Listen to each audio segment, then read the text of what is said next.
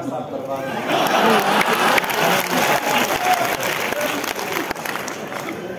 आज के कार्यक्रम के मुख्य अतिथि और रामराज्य की अवधारणा नंदीग्राम में महाराज भरत ने जिस वेशभूषा में संपादित की 14 वर्ष, उसी वेशभूषा को धारण कर मंच पर बैठे आदरणीय योगी आदित्यनाथ जी।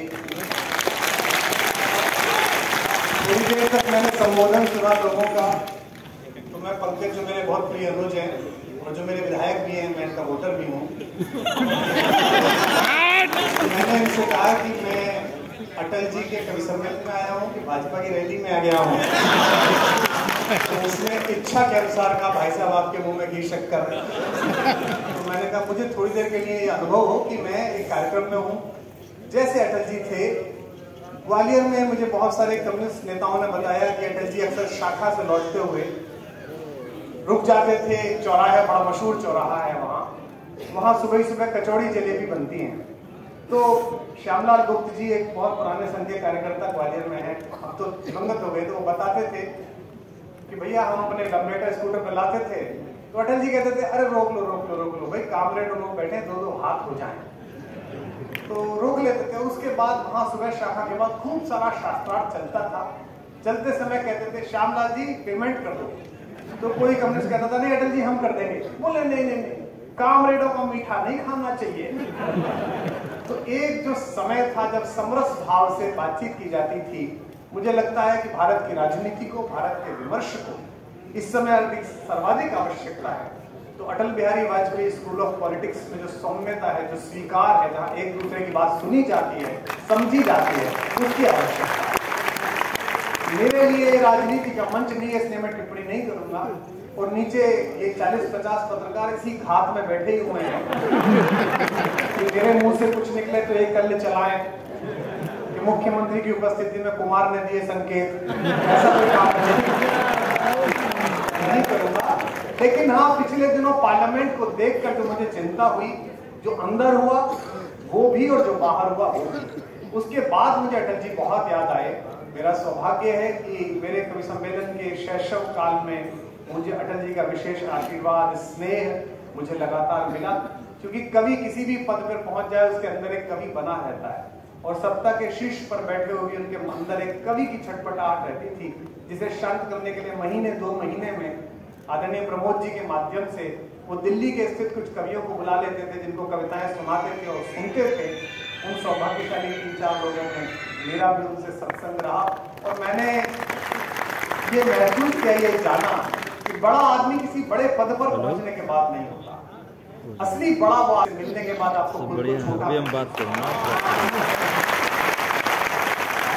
तो ज्ञान भी नहीं था, मुझे इतनी समझ भी नहीं थी कि मैं देश के और विश्व इतिहास के और भारत के इतिहास में स्थायी भाव की तरह बस जाने वाले एक ऐसे समावेशी आदमी के साथ समय बिता रहा हूँ। 2 घंटे बिता रहा हूँ, 3 घंटे बिता रहा हूँ, लेकिन उन्होंने कभी ये अनुभव भी नहीं कराने दिया, कभी ये महसूस भी। मैं मुख्यमंत्री जी बताऊं, हम लोग एक जिस कस्बे से मैं हूँ, पिलकवा से, वहां हम एक संस्था चलाते थे सृजन। मैं उसका अध्यक्ष था। जो महामंत्री है वो मेरा बचपन का साथी, आजकल जेल में विभिन्न कारणों से बारिश कर रहे हैं।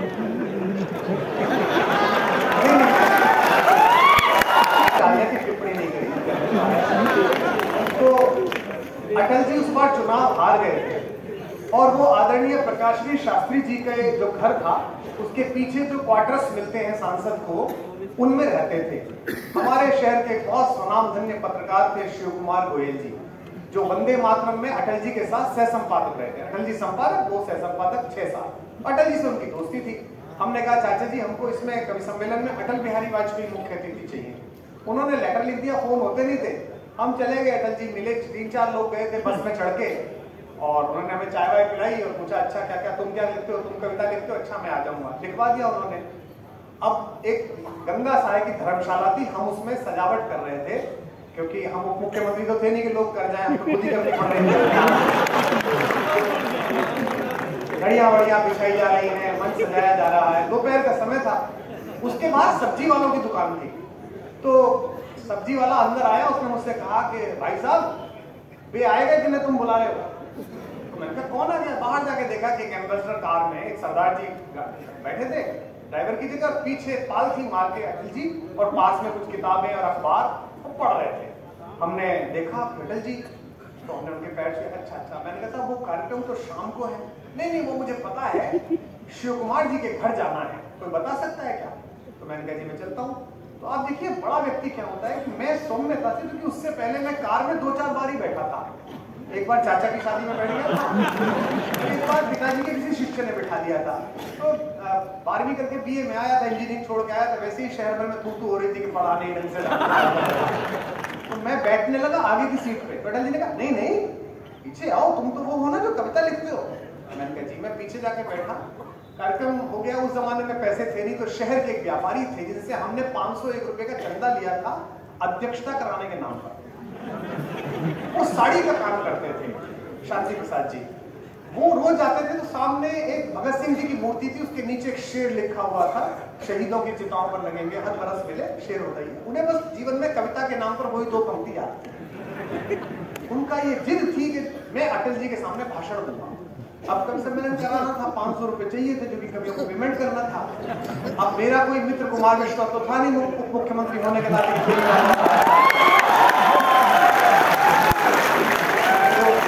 मुझे तो पेमेंट करना ही था, जो भी था।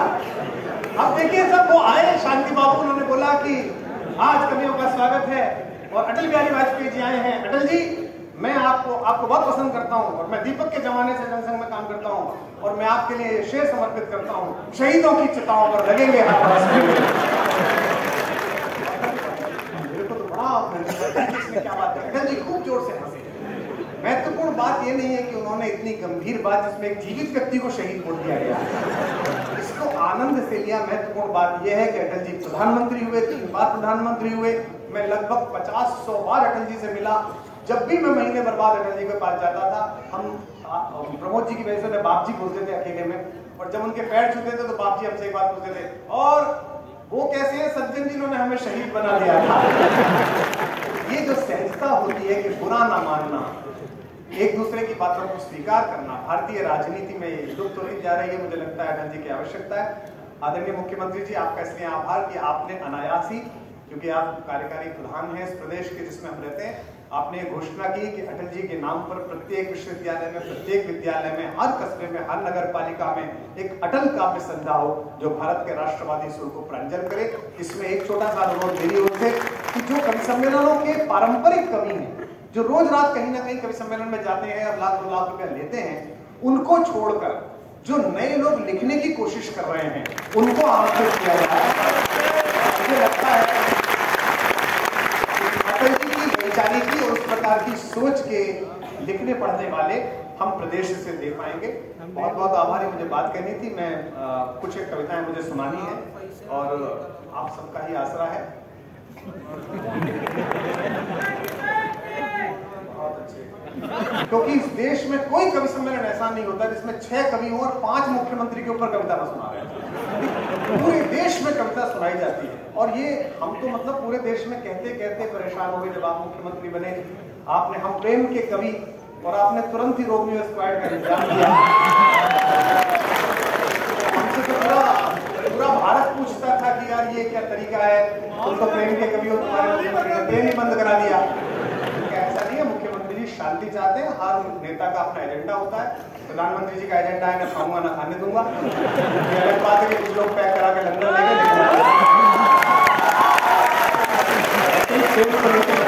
अपना एजेंडा है, ना किया है, ना खाने दूंगा।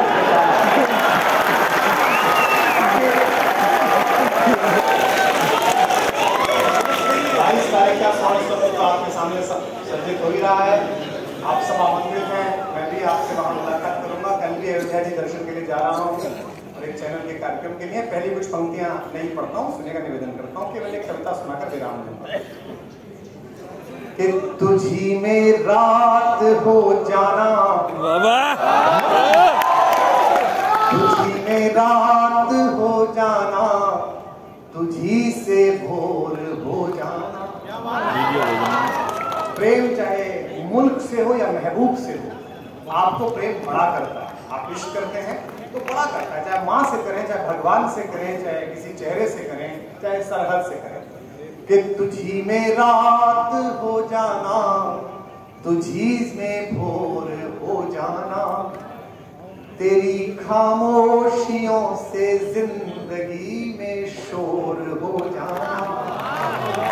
मैं सुना रहा हूं आपको कि तेरी खामोशियों से जिंदगी में शोर हो जाना, तेरी ताकत है मेरे इश्क को कमजोर कर देना। अगली पंक्ति में प्रारंभ कर दीजिए मुझे। तेरी ताकत है मेरे इश्क को कमजोर कर देना, मेरी ताकत है तेरे सामने कमजोर हो जाना, मेरी ताकत है तेरे सामने कमजोर हो जाना, कि बदलने को तो इन आंखों के मंजर कम नहीं बदले। यही पेमेंट है कि बदलने को तो इन आंखों के मंजर कम नहीं बदले। ये जो भूपेंद्र जी आप अध्यक्ष हैं, सरपरस्त हैं इस पार्टी के, ये आपके बड़ा क्या रिवाज है कि प्रोग्राम में बुक करो कि भाई साहब आ जाइए राष्ट्र के नाम पर कितने राज्यों में आपने सरकार बना ली, किसी को छोड़ा नहीं आपने। मुझे कई बार ऐसा लगता है कि मैं टीवी उठाऊंगा, रात को सपने आते हैं कि मैं टीवी खोलूंगा और अमित शाह कह रहे होंगे कार्यकर्ता मिलकर उज्बेकिस्तान चुनाव की तैयारी मतलब क्या चाहते हो आप। उसके बाद पेमेंट, मतलब ये सब जगह होता है कि बदलने को तो इन आंखों के मंजर कम नहीं बदले, तुम्हारी याद के मौसम हमारे गम नहीं बदले। शताब्दी का आदमी हूँ, 70 में पैदा हुआ, अर्धशती बीत गई, लेकिन इश्क कैसे किया जाए, किसी से भी किया जाए। तो पंक्ति सुनना कि तुम्हारी याद के मौसम हमारे गम नहीं बदले, तुम अगले जन्म में हमसे मिलोगी तब तो मानोगी, अगले जन्म में हमसे मिलोगी तब तो मानोगी, जमाने और सदी की इस बदल में हम नहीं बदले। कि मैं अपने गीत गजलों से उसे पैगाम करता हूँ, उसी की दी हुई दौलत उसी के नाम करता हूँ। खुददारी रहनी चाहिए उत्तर प्रदेश के नागरिक में। कोई चुनौती आए, किसी प्रकार की चुनौतियां, भारत के सबसे बड़े राज्य है आबादी की दृष्टि से भी और अपनी गुणवत्ता की दृष्टि से भी, इसलिए 2 पंक्तियां अपने राज्य के युवाओं को सौंपता हूँ। कभी संकट आए, कभी अंधेरा घेरे, तो ये पंक्तियां सुनना निवेदन करता हूँ कि उसी की दी हुई दौलत उसी के नाम करता हूँ। हवा का काम है चलना, दिए का काम है जलना। अगली पंक्ति पर पता चले कि भारत गा रहा है अटल जी के सम्मान में। हवा का काम है चलना, दिए का काम है जलना, वो अपना काम करती है, मैं अपना काम करता हूँ। किसी के दिल की मायूसी जहाँ से हो के गुजरी है, हमारी सारी चालाकी वहीं से हो के गुजरी है, तुम्हारी और मेरी रात में बस फर्क इतना है, तुम्हारी रो के गुजरी है, हमारी रो के गुजरी है।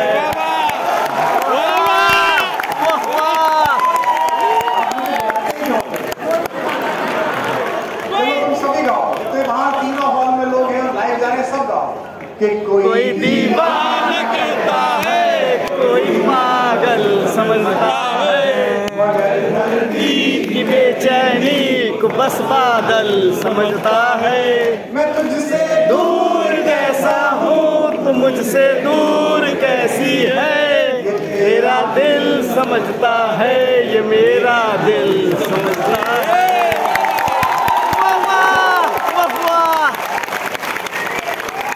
समय की मर्यादा है कि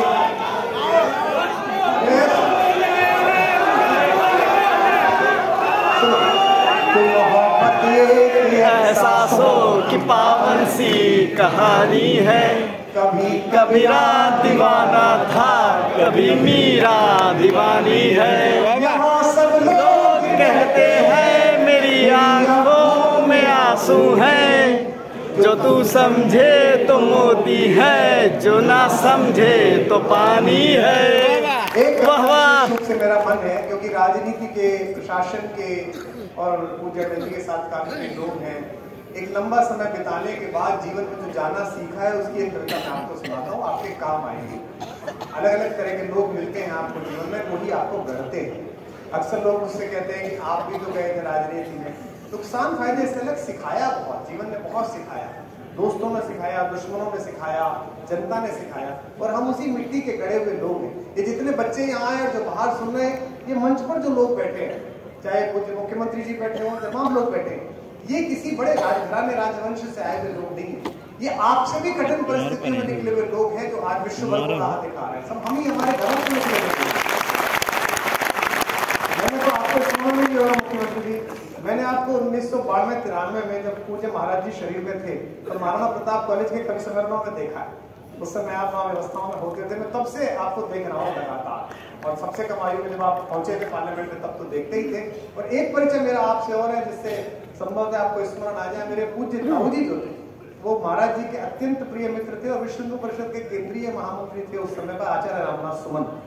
जो रैली हुई थी अक्टूबर की बड़ी, इसमें 10 लाख लोग आए थे, जिसकी वजह से पूरा परिदृश्य बदला। मेरे पास यमाहा मोटरसाइकिल होती थी और सुबह जाना था, तो मैं उन्हें टिकट से लेकर गया था। उन्होंने उसका संचालन किया था और मुझे आज भी याद है कि उसमें ऋतंबरा जी, गिरिराज जी तमाम मंच पर थे। पहली 2 पंक्तियां जो ताली ने पढ़ी थी, उससे विद्युतीकरण हुआ 10 लाख लोगों में। और वो पंक्ति थी, आज हिंदू सिंधु में उमड़ा अनोखा ज्वार है, देख ले संसार हिंदू शक्ति का।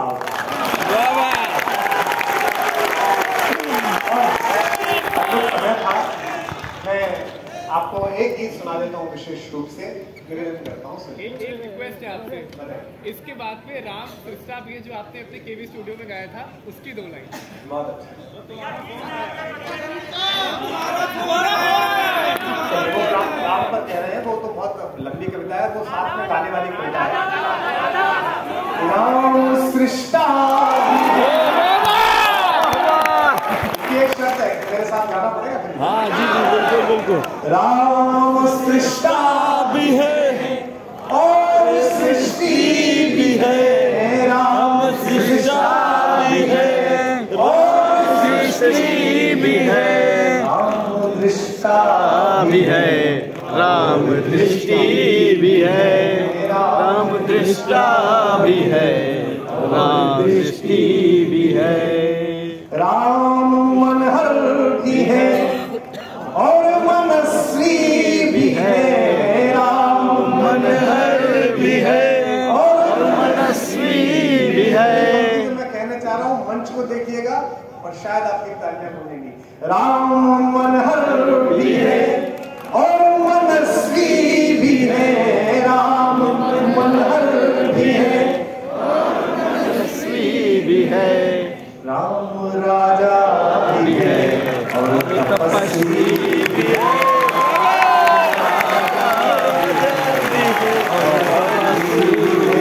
राम राजा भी है और तपस्वी भी है, राम मानस भी है और गीता भी है, राम मानस भी है और गीता भी है।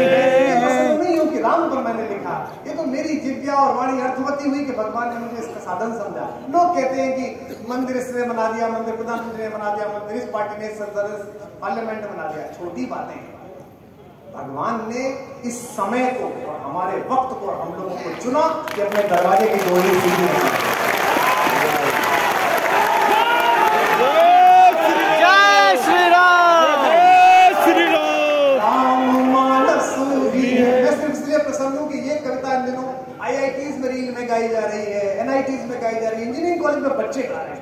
इसका मतलब कुछ हुआ, राम मानस भी है और गीता भी है, राम मानस भी है और गीता भी है। पंक्ति पर मेरी माँ के लिए हाथ उठाना। राम मानस भी है और गीता भी है, राम मानस भी है और गीता भी है। राम है राम भी, राम सीता भी है, राम है राम भी, राम सीता भी है।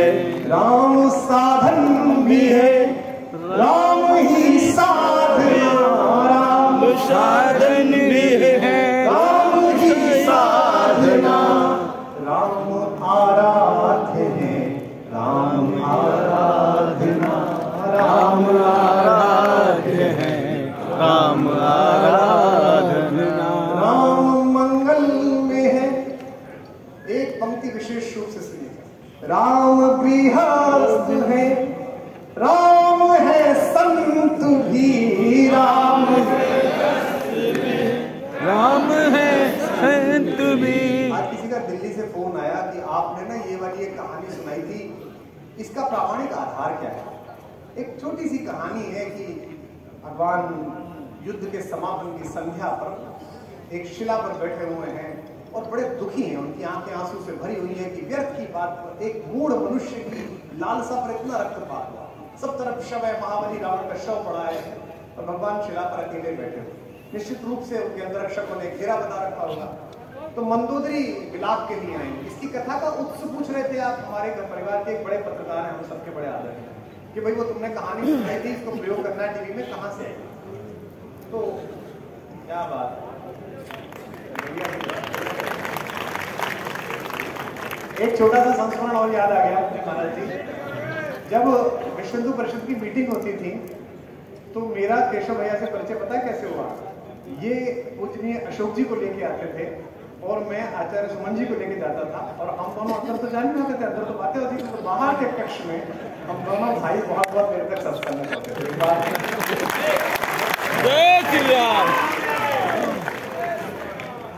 तो मैं आपको ये बता रहा था कि माता मंदोदरी का आगमन हुआ।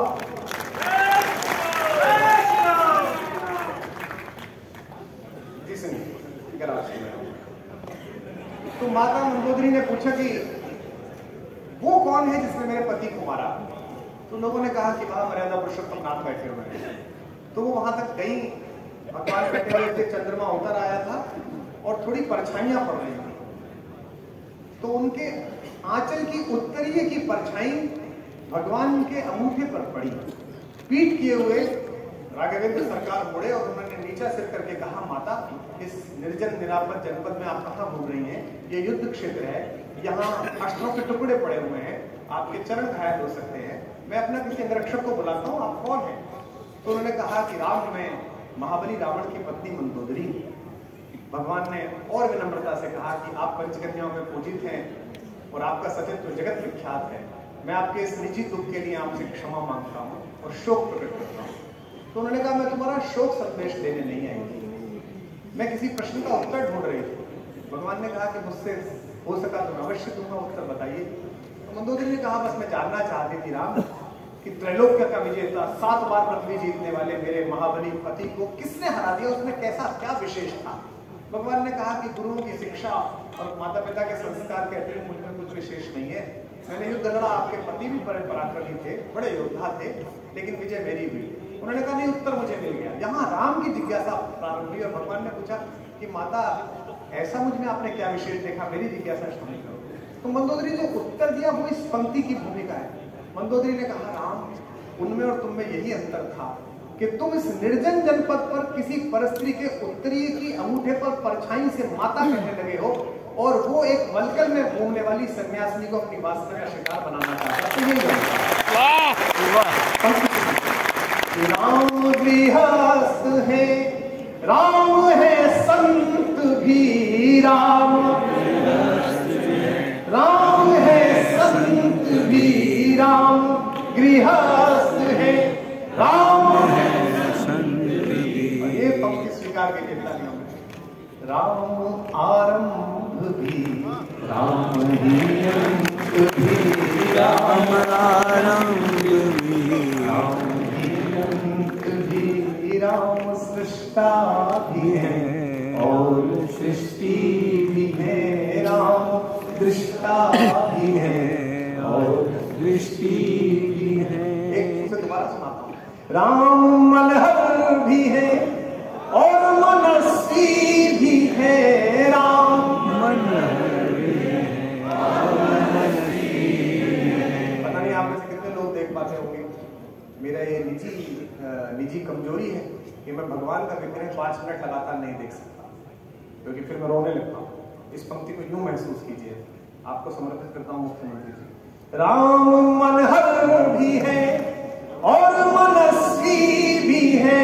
राम मनहर भी है और मनस्वी भी है। राम राजा भी है और तपस्वी भी है।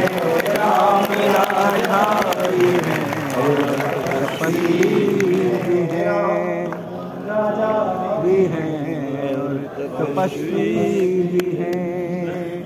मैंने आपकी इच्छा पूरी की, मेरी इच्छा पूरी कर दीजिए। एक कविता मुझे सुनानी है विशेष रूप से। ये 2 बंद की छोटी सी कविता है, 10 मिनट की, इसलिए कि मंच पर सभी वो लोग बैठे हैं जिन्होंने जीवन में प्रतिमान कायम किए हैं। निवेदन करता हूँ कि इतनी रंग बिरंगी दुनिया, इतनी रंग बिरंगी दुनिया 2 आंखों में कैसे आए। इतनी रंग बिरंगी दुनिया 2 आंखों में कैसे आए। अगली पंक्ति संभालना और ध्रुव पंक्ति है ताकि दोनों पंक्ति सुना पाऊं अपनी तालियों से। इतनी रंग बिरंगी दुनिया 2 आंखों में कैसे आए। हमसे पूछो इतने अनुभव एक कंठ से कैसे आए। इतनी रंग बिरंगी तालियां की पूरी पंक्ति पर कोई बात नहीं। इतनी रंग बिरंगी लोग आपको इसमें दिखाई देंगे। इन्हें ढूंढिएगा राजनीति में, व्यापार में, सब जगह में। अंदर से बेहद काले हर लाइन में चेहरा नजर आएगा आपको, आप सबको भी नजर आएगा। तो बड़ा मुश्किल काम है, किसमें नजर आने लगे। ऐसे उजले लोग मिले जो अंदर से बेहद काले, ऐसे सरल मिले जो मन से सहज सरल भोले भाले। ऐसे चतुर मिले जो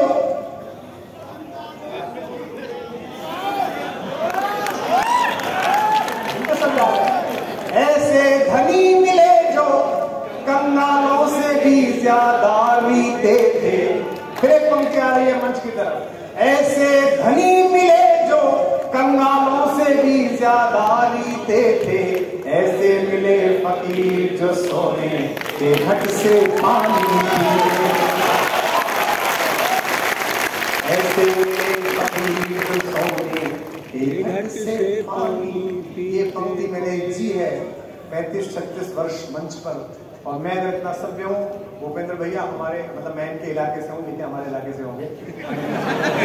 हमारे इलाके में महाराज जी भाषा में इतना सभ्य होना ज्ञानपीठ पुरस्कार पाने के बराबर है। हम जिस मेरठ कमिश्नरी से आए ना, वहाँ अगर आदमी जैसे मैं बोल रहा हूँ इसको तो ज्ञानपीठ दे देना चाहिए। हमारे यहाँ कोई सीधी बात नहीं होती। कोई जाओ में किससे पूछ लो, हमारे यहाँ मेरठ में किससे, बावली में, बड़ौद में किससे पूछ लो तो भाई चौधरी के बजा बोला लट बजेगा। तो बजता ही नहीं हो। उनका भाई घड़ी में के बजा, उनका घड़ी में बजा तो घड़ी में बजा बजेगा। इतने ज्यादा मुझे याद है अटल जी की सरकार थी तो वो एग्जिट पोल वाले घूमते थे। जीवित किस्सा बता रहा हूँ आपको, एनडीटीवी देख रहा था मैं। तो वो बड़ौद के पास के एक गाँव में वो बरखा जी गई, उस जमाने में वो जाती थी फील्ड में। तो वो एक चौधरी जो है वो नाराज था सरकार से। एक अटल जी का प्रशंसक होगा, तो एक से पूछा जी कैसी सरकार है। कुछ ना हुआ जी, घंटे के दाम नहीं मिले जी, मना हो गया जी, ऐसा कहता। दूसरा अपना आराम से बैठा था। उसके बाद जैसी बरकत गई, हाँ जी सरकार बहुत अच्छी है जी, अटल बिहारी बजेगा। उसने कहा ये तो ऐसे करें, अब किसी के घर का ढोर मर जाए तो अटल बिहारी थोड़ी फेंक के आओगा बाहर।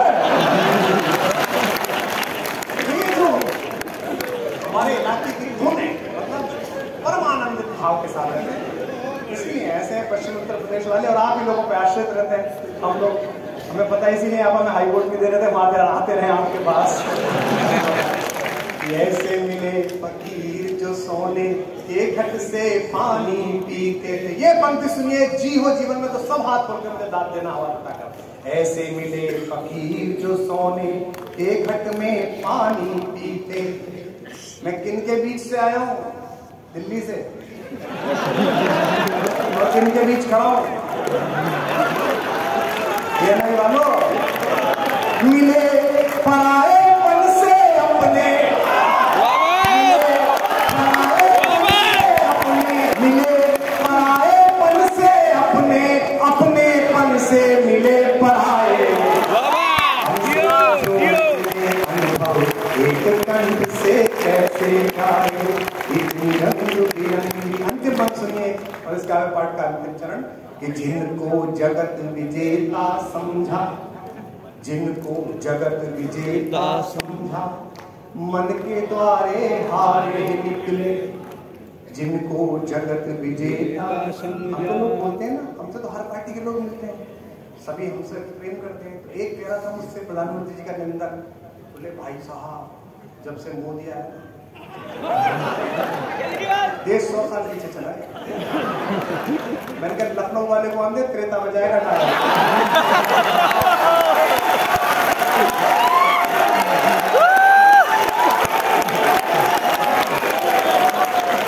जिनको जगत विजेता समझा, मन के द्वारे हारे निकले।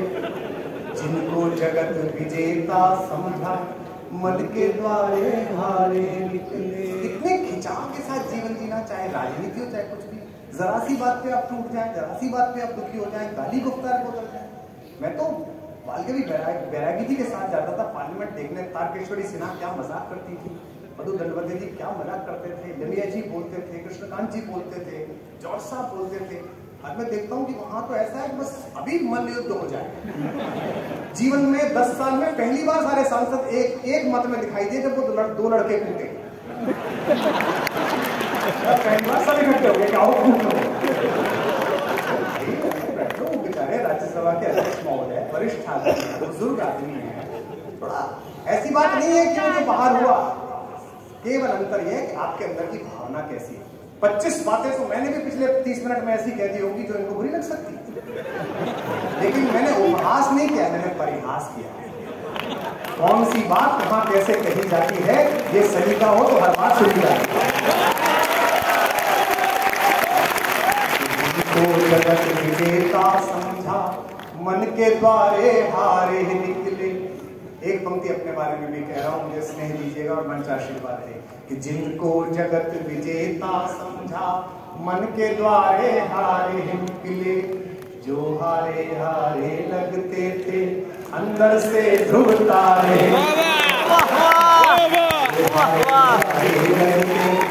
अंदर से ध्रुव तारे निकले।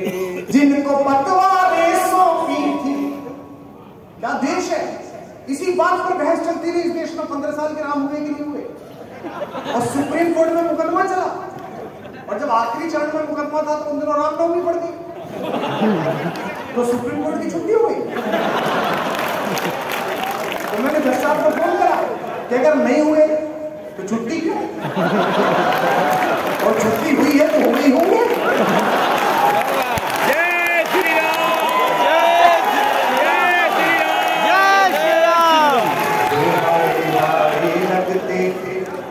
अंदर से ध्रुव तारे निकले। जिनको पतवारें सौंपी थी, और ये आपने अच्छा किया अटल जी के लिए आपने कार्यक्रम कहा। एक बात और कहिएगा, अटल जी का जिस जिले में कार्यक्रम हो, जिस विधानसभा में कार्यक्रम हो, आपका विधायक सामने बैठ के सुने। कर्मियों को सुनना सीखना पड़ेगा, कभी तो इसी काम के लिए आप बहुत सही, बहुत सही। देश के मुखिया हैं, आप सब चलाने वाले हैं, कभी ही कहेगा। ये हर युग में आवश्यकता है कि कभी खड़ा हो सत्ता के सामने और सत्ता अच्छा करे तो उसका वर्धापन करे, और सत्ता विचलित हो तो सत्य पक्की करे। जो बारे बारे लगते थे, अंदर से ध्रुव तारे निकले। जिनको पतवारें सौंपी थी, शब्द देखना कविता का, अटल जी का वंशज पढ़ रहा है। जिनको पतवारें सौंपी थी, वे भंवरों के सूद खोर थे। जिनको पतवारें सौंपी थी वे भंवरों के सूद खोर थे, जिनको भंवर समझ डरता था आखिर वही किनारे, जिनको भंवर समझ डरता था आखिर वही किनारे, वे मंजिल तक क्या पहुंचेंगे। अंतिम पंक्ति और आभार कितने महत्वपूर्ण लोगों ने समय निकाला। अरे बैठ जा। ये क्या है ना, ये भूपेंद्र जी, ये हम भी राजनीति में थे, कई बच्चे क्या करते हैं, वो मंच पे जैसे आप बैठे हो, हम जाते थे, विधायक बोल रहा होता था, फिर हमें बोलना होता था बाद में, तो मंच पे एक लड़का आता था, वो कान में कहता था, भैया वो चाय में चीनी लेंगे पीना चाहिए, वो सामने फोटो खिंचवा देता था। वही है भैया, वही है, टिकट के लिए अध्यक्ष जी से बातचीत, वही है। जिनको हमारे समझ डरता था, बेटा इन चक्करों में फंसने वाला नहीं हूँ, साथ साथ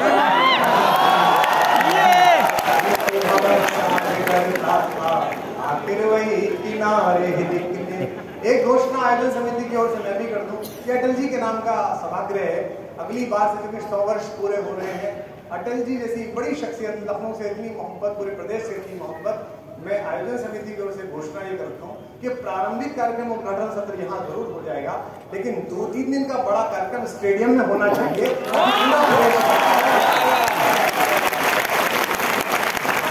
यहाँ तो कल से मतलब भाजपा के टिकट की जितनी मारामारी है उतनी पास की मारामारी की, दोनों हॉल भरे हुए हैं, बाहर लोग खड़े हुए हैं, वे भी अटल जी के प्रेमी हैं, इसलिए कहता हूं जिनको भंवर समझ डरता था आखिर वही किनारे निकले। सुनिएगा अंतिम पंक्ति, वे मंजिल तक क्या पहुंचेंगे। और राम पर कविता सुना दी, विचलित मत हुआ करो, कोई संशय करे शंका करे, नई बात थोड़ी है, पहले भी हुई है। इंद्र का एक लड़का था जयंत, उसने भी की थी। इंद्रों के लड़कों की आदत होती है कि वो राम पर संशय करते हैं, वो भी आंख खुला के लौटता था, बाकी भी आंख खुला के लौटता, कोई संशय की बात नहीं। एक दक्षिण में लड़का कहता है कि राम नहीं हुए, बताइए। पिताजी का नाम राम का पर्यायवाची, दादाजी का करुणानिधि, पोता कह रहा राम नहीं हुए, मैंने कहा अच्छा दादाजी हो गए, राम नहीं हुए।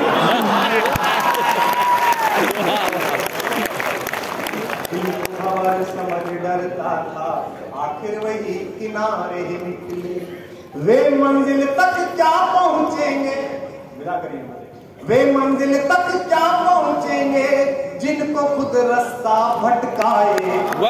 पूछो इतने अनुभव एक कहीं से कैसे, इतनी रंग बिरंगी दुनिया